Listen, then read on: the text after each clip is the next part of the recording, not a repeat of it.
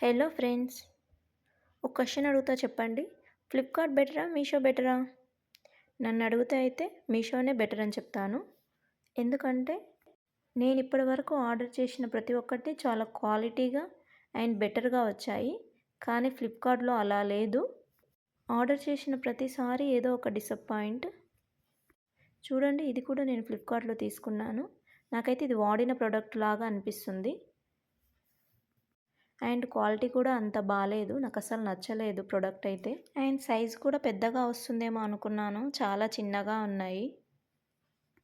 చూడండి, మొత్తం డస్ట్ ఏదో వాడిన ప్రోడక్ట్ లాగానే అనిపిస్తుంది నాకైతే.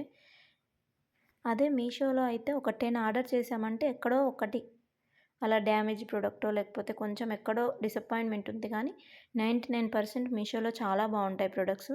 కానీ ఫ్లిప్‌కార్ట్‌లో అలా లేదు.